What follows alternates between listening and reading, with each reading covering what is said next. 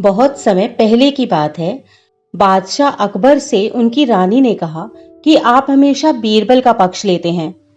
आप बीरबल को अपने दरबार में सबसे अधिक महत्व देते हैं।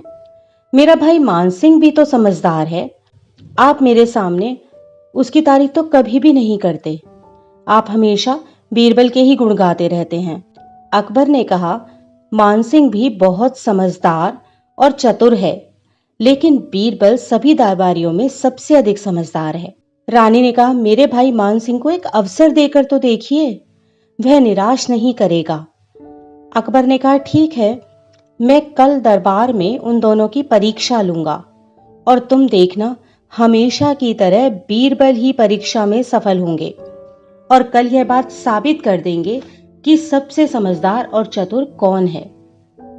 अगले दिन अकबर ने बीरबल और मानसिंह दोनों को दरबार में बुलाया और कहा, ईरान देश के राजा हमारे मित्र हैं। आपको ईरान देश में जाकर वहां के शासक को हमारा संदेश देना होगा। वह हमारे सबसे प्रिय मित्र हैं, इसलिए हम अपने सबसे अच्छे और समझदार वजीर को वहां भेज रहे हैं। मानसिंह और बीरबल दोनों अकबर का संदेश लेकर ईरान के लिए निकल पड़े। ईरान पहुंचने के बाद उन्होंने वहां के राजा को अकबर का संदेश दिया। राजा ने जब अकबर का संदेश देखा तो वह संदेश देखकर एकदम हैरान हो गए, क्योंकि उन दोनों को फांसी देने का संदेश लिखा गया था। राजा ने अपने वजीर से इस बारे में बातचीत की। वजीर ने कहा, महाराज, हो सकता है कि ये दोनों व्यक्ति वहां बहुत प्रसिद्ध हों और राजा अकबर इन्हें वहां फांसी पर नहीं चढ़ाना चाहते हों, इसलिए उन्होंने आपको कहा है इन दोनों को फांसी पर चढ़ाने के लिए।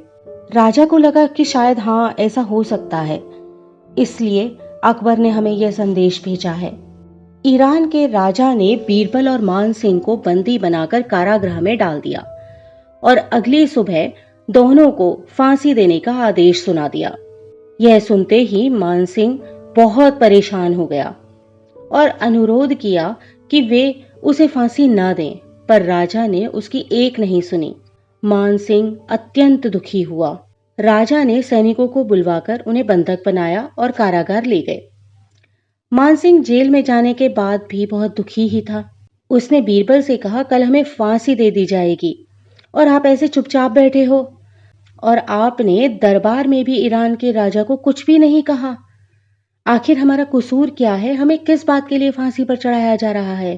बीरबल ने कहा, तुम चिंता मत करो और शांत रहो, कल हमें फांसी नहीं होगी। मैं तुम्हें एक उपाय बताता हूं, तो वैसा ही करना जैसा मैं कह रहा हूं। अगली सुबह राजा के सैनिक उन दोनों को फांसी पर लटकाने के लिए ले गए।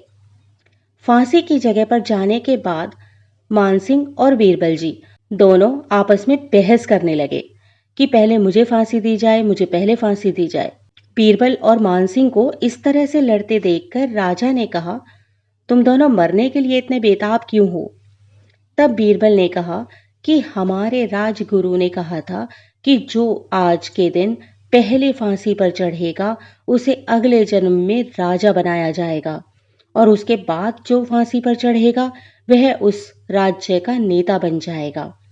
हमारे गुरुजी कभी भी असत्य नहीं बोलते, उनकी कही हुई बातें सदैव सत्य होती हैं।